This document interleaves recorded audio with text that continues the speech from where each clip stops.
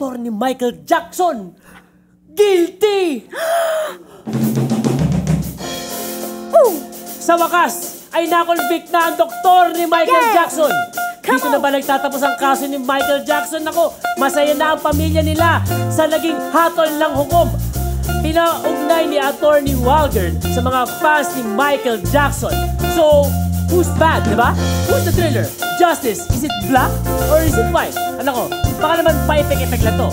Ewan natin. Basta, ito po ang number 5. Tutukan natin. Mahigit 2 taon na ang nakalipas nang pumanaw ang singer na walang kupas. At ngayon, nasagot na ang mga tanong. Sinong pumatay dyan kay Michael Jackson? Doc Murray ang nahatulan. Si Doc Murray ang may kasalanan. Yeah, yeah, yeah! Doc Murray ang nahatulan.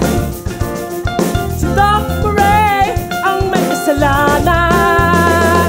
Si Conrad Murray na kanyang doktor ang lumalabas na naging promotor. Nang bigyan niya ng propofol si Michael Jackson, isang anesthesyang ginagamit sa operasyon. Si Doc Murray ang nahatulan. Yeah, yeah, yeah! Doc Murray ang may kasalanan. Sa may kasalanan! Doc Murray ang nahatulan. Nahatulan! Doc Murray ang may kasalanan.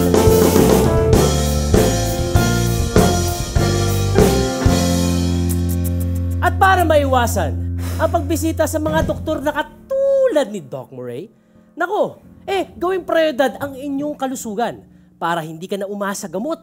Nako, pigilan ng sakit bago pa ito umabot. Nako, ito ang magandang solusyon natin dyan, ha? Pure Barley NC. Pure Barley NZ, Pure Barley NZ, Pure Barley NZ, nutrition for the family. Pure Barley NZ, Pure Barley NZ, Pure Barley NZ, nutrition for the family. Sa mga dumaraming karamdaman, kailangan ang malakas na pangangatawan. Lalo na sa mga lumalalang kondisyon, nako, kumpletong nutrisyon ang solusyon. Yo, what's up, yo? Ito ang masasabi ko dyan. Sa lusugan ni ate at ni kuya, dapat ito ang number 1. Pati na rin si nanay at saka si tatay, kayo ay dapat Barley